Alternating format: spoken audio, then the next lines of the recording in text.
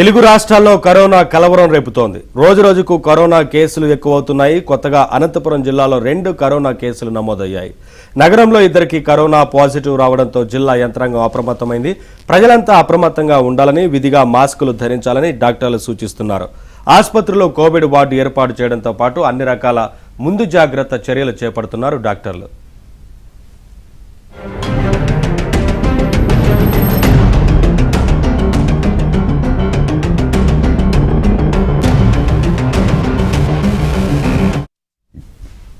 అనంతపురం జిల్లా కళ్యాణదుర్గానికి చెందిన వృద్ధురాలు లక్ష్మీనగర్కు చెందిన వ్యక్తి కరోనా లక్షణాలతో జిల్లా ఆసుపత్రిలో చేరారు. వారికి వైద్య పరీక్షలు నిర్వహించగా కోవిడ్ నిర్ధారణ అయినట్లు ఆసుపత్రి సూపరింటెండెంట్ వెంకటేశ్వరరావు వెల్లడించారు. అప్డేట్స్ మా కరెస్పాండెంట్ సురేష్ అడిగి తెలుసుకుందాం. సురేష్, కోవిడ్ పాజిటివ్ కేసులు నమోదవుతున్నట్లుగా తెలుస్తా ఉంది కదా, అనంతపురంలో ఏంటి అప్డేట్స్? వైద్యులు ఏం సూచిస్తున్నారు, ఏం చెప్తున్నారు? అనంతపురం జిల్లాలో మరోసారి కరోనా విజృంభిస్తోందని చెప్పవచ్చు. ఇప్పటికే కరోనా పాజిటివ్ గా 2కు తేలింది. దీంతో ఏదైతే కరోనా పాజిటివ్ వచ్చిన వారికి ప్రత్యేక చికిత్స అందించేందుకు ఆసుపత్రి వైద్యులు ఏర్పాట్లు చేస్తున్నారు.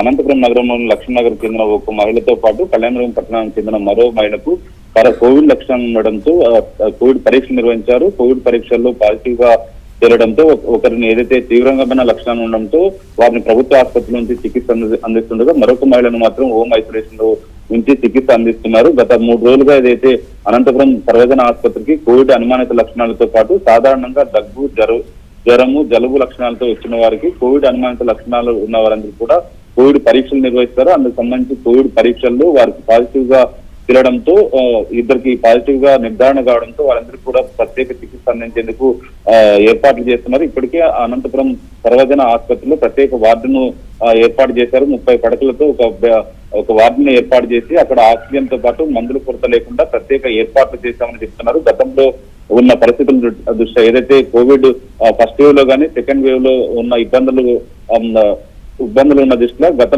గతంలో జరిగిన దానికన్నా ఇప్పుడు ప్రత్యేకంగా ఆక్సిజన్ కొరత కానీ మందుల కొరత కానీ ఎలాంటి ఇబ్బందులు లేకున్నట్టు ఏదైతే కోవిడ్ నిర్ధారణ అయిన వారికి ప్రత్యేక చికిత్స అందించేందుకు అన్ని ఏర్పాట్లు చేశామని ఆరంభంలో వెంకటేశ్వరరావు చెప్తున్న పరిస్థితి కనిపిస్తుంది. అయితే ఏ ఒక్కరు కూడా భయపడాల్సిన అవసరం లేదు.